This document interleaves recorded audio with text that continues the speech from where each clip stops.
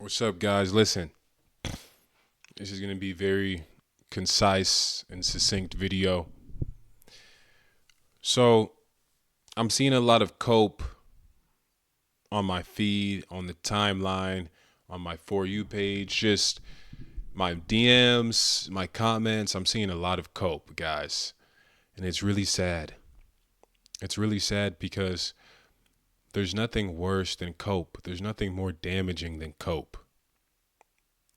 Cope is the worst because cope is the only thing that's stopping you from doing that thing that's going to make you successful or better, doing the more favorable option, the option that's actually going to give you a good result. And in the process of people coping, they will even go as far as acknowledge that they know doing this thing would be better, and then they start making up these excuses and they start coping. For instance, if you guys don't know what cope is, I'll give you some examples. So I was talking to my friend the other day, and we're having like a 4 hour phone call about men stuff. We're 26. I'm 26. He's 26. So you know how men talk at this age. It's all just what business have you started? Why aren't you trying to get out the 9 to 5? Are you going to be a wage slave for the rest of your life? What are you doing? What's your job right now? How are you going to make money? Are you like it? It's just like a this everything is an intervention at this age. Everything is an intervention. Like trying to do activities like go out and just eat or play basketball or these activities. I mean, they're just getting no steam anymore. Nobody cares about that. Nobody wants to do that.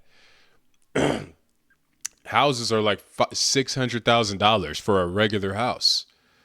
So nobody really wants to go out and go ice skating or, play sand volleyball. You know what I'm saying? Nobody wants to do that because like life is treacherous and serious.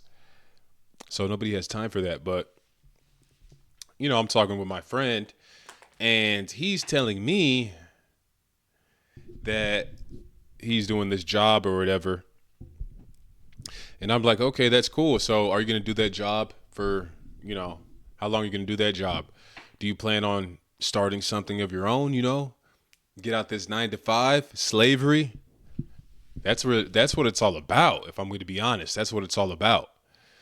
And he tells me, no, I'm not going to work this job forever. I'm going to get out or whatever. So I'm like, okay, so what do you plan to do to get out?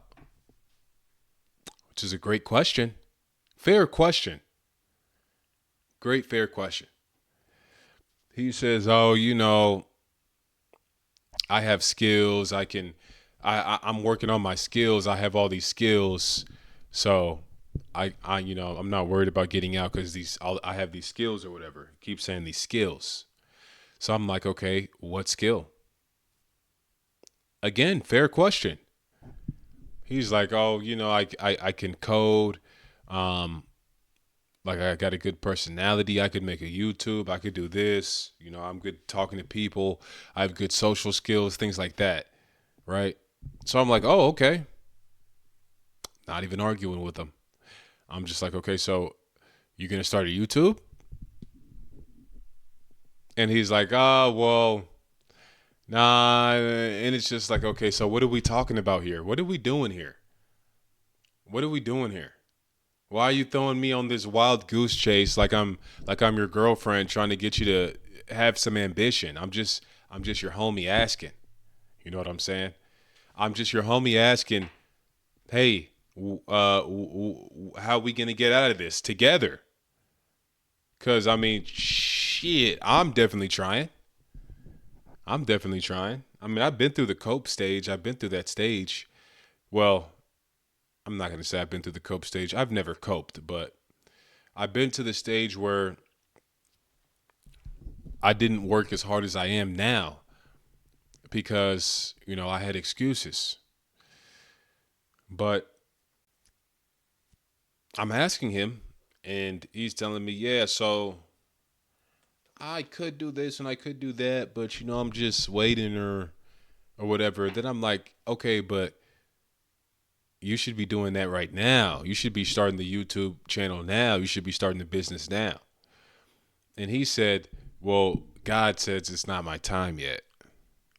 God, that's not how God works. You know, I'm supposed to wait, or I'm doing this thing here and God hasn't told me to start a business. And I'm just like, bro, you can't be doing this. You can't be serious right now. I'm like, bro, please, like, talk to me, man. Talk to me. Like, talk to me. I hate when people do this. They go into this defense mode and they just start saying any cope excuse that they can grab on the wall. And it's like, bro, talk to me. I'm not your enemy. I'm not here trying to instigate. Why are you giving me this? God told me not to. Why are you giving me this, bro? I'm not the enemy. What's going on here? But it's a lot of cope, bro. It's a lot of cope. I mean, I made a video on TikTok.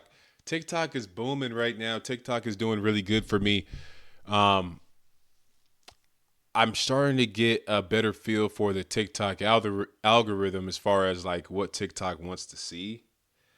They want to see more of that um, handsome, sexy, talking about fit, talking about calories, talking about protein and six packs and relationships and girls, because it's more women based on TikTok. So it's going to be more emotionally based, and it's going to be more like looks and relationships and dating and gossip and drama and things like that. Me, I was treating it like it's just a regular app, like it's just a regular social media and sending all of my videos through all platforms. But TikTok does need to be treated a little bit different. So I figured that out. We've been doing pretty good, but I made a video on TikTok saying how to get handsome as fast as possible, which is very simple. Just don't eat. The spoiler alert. That's the whole video. But somebody commented, "How do you feel about Retta?" And I was like, "Retta's great. I'll take Retta right now. It's gold. It's golden. Retta's amazing. Like, go buy Retta." He was like, "Yeah, but I was like, I literally said gold. That's all I said. He said, "How you feel about Retta?" I said gold. He said, "Yeah, but what? But what? Why are you already coping? You asked me. I told you it's good. You appealed to my authority. You came to my video and appealed to my authority, my health and fitness authority, and I said it's gold. I said it's good. And you're arguing with me. So what was it? Why did you even ask? Why did you even ask? If you're gonna start arguing with me about it and coping, like there's no coping over here on any of my platforms. I don't ever cope. I'm gonna tell you what it is. Like, bro expected me to like cope with them. No, it's gold. And if you don't take it, you're coping. Simple as that. I think he was like, let me read it. I forgot what he said, but it was just like, bro, have some respect for yourself. Have some respect. Mm-mm-mm.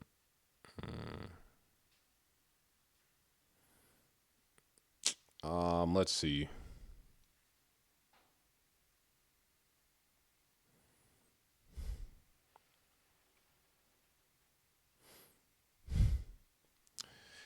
I said gold, right? He said, but ideally, what are you talking about?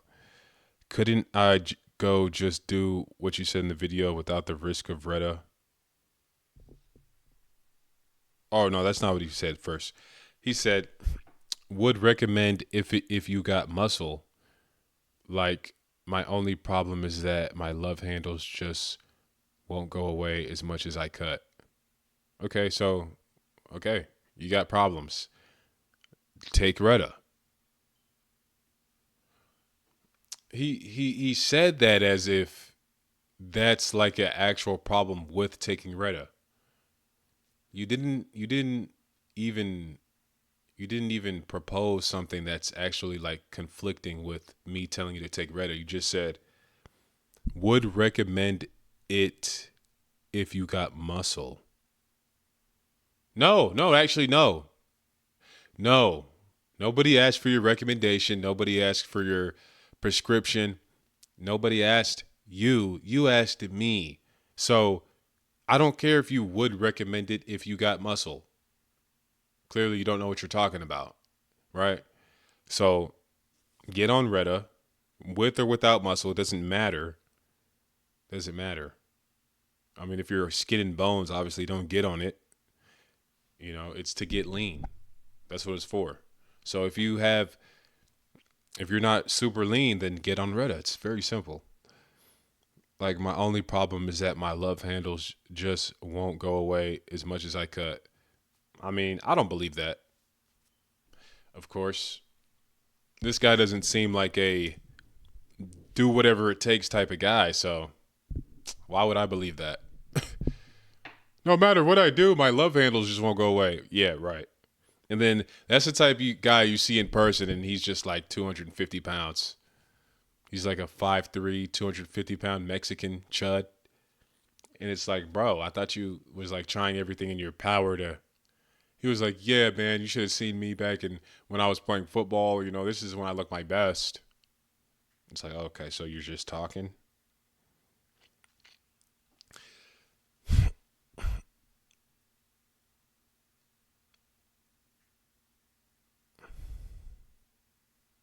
Yeah, so that's that's that. But we really want to make sure that we aren't coping and we're doing whatever it takes. So another video that's a good interview, the Jeremy Meeks interview that just came out. That's a good watch. Not really, but honestly, I didn't know he was like a full on gangbanger. It's just him talking about being a gangbanger in L.A. And it's like, oh, okay, so you're just like a gangbang. Okay, I don't know. I don't know. I mean, I should have known that seeing his mugshot that he's a criminal, but I'm thinking maybe he's like a artistic or um into some other stuff like fashion or I don't know, an engineer. I don't know, like misunderstood. Bro was just talking about no, I just gangbang every day and I love violence and guns. I was like, oh, okay. Well, there's nothing really to learn other than there's nothing really to learn here. I haven't finished the interview though, but the story of Jeremy Meeks. Jeremy Meeks, by the way, is the light skin. Remember that felon, the light skinned felon with the blue eyes that got famous. Everybody, all the girls, all the women in the on the planet Earth sent him monies, paid for his commissary, sent him bail money, bailed him out, sent him like 300 letters a day. And he was getting movie deals and modeling contracts while he was in jail. And when he got out, of course, you know, he got a modeling contract. He started modeling, started making money, started doing movies, and, you know, went and got rich and famous. But all of this happened merely just because he was handsome. That's it. That's that's literally it. He was handsome. So all this happened. So if you aren't handsome, if you aren't handsome enough to like get favorable interactions in the real world in life, then you're irresponsible. You're being irresponsible. If there is room for you to get more handsome than you are, you need to strive for that. You need to strive for that. It's just simple. Like I have a big nose. I feel like I'm a good handsome guy. Like I'm not a 10, but I don't think I'm a bag of beans. But I have a big nose, so I'm gonna get a nose job because I know I have a big nose. It's bulbous, it's wide, and I know if I get a nose job, I'll be more handsome. I have big protruding lips. I'm gonna get a lip reduction because I know if I get a lip reduction, I'll be more handsome. Right? This is just walking down the line of logic. Now, I tell people this all the time because now, like you said, so let's get this understood. So if we're handsome, look at Jeremy Meeks, look at these people's lives. Benefits, enormous benefits. You literally can't lose. You literally go to jail and fall into like thousands of opportunities, right? Right, got it. So now, if there is a way to get more handsome, to get those opportunities and approval and things like that and benefits, wouldn't it make sense to do that? Oh no, well, but I mean, it's not that serious. Like, God made you, and oh God, now we're talking about God. Now it's God made. Okay, okay, but like, God made your hair long. You're cutting it off. Why you don't love your hair? God made it that way. Why are you cutting it? God gave you these teeth, these wisdom teeth. You're taking out your wisdom teeth. You don't love your teeth? God, that's the teeth God gave you. You don't love your teeth? God made you fucking 200 pounds. You're going to the gym. You're trying to change yourself. Why don't you love yourself? God made you that way. Like, we could just say that with any change of appearance, any changing of the appearance. But for some reason, when it talks about hard maxing, it talks about surgery, all of a sudden, God is it. Is God is in the now it's about God all of a sudden. Okay. I don't know what that has to do with God, but then they're like, "Oh, well, are you okay? Do you hate yourself? Like, are you insecure?" It's like, "No, I'm doing the same thing everybody's doing." Are you insecure when you cut your hair, when you put on makeup? You're trying to look as good as possible because you know the benefits of looking good. So why don't you grant me that same, that why don't you grant me that same the charity to look as good as possible? Is it cuz I'm going to look too good? Is that it? Are you afraid I'm going to look too good? I really feel like this is the actual problem because people are going to be like, "Oh, he's not coping like me. He's just going and doing all the things that will upgrade his life." So they feel like they have to like fight it. Never cope. Anything that's going to help you in life, anything that's not going to give you like, of course, don't do any drugs like weed or, you know, recreational drugs. Try to stay away from that. Um only do things that you can sustain for your life. Things that are sustainable that don't degrade your health, but you can sustain for your life. That's what I would say. So if I get a nose job, um, I don't see how that's going to kill me or be sinful or evil or wicked. I'm going to get more handsome and sexy, and then people are going to like listen to me and follow me more, which is just going to be better for everybody because I'm a great guy that is bringing the truth, the good, and the beautiful. So it's like the world is getting a nose job, you know?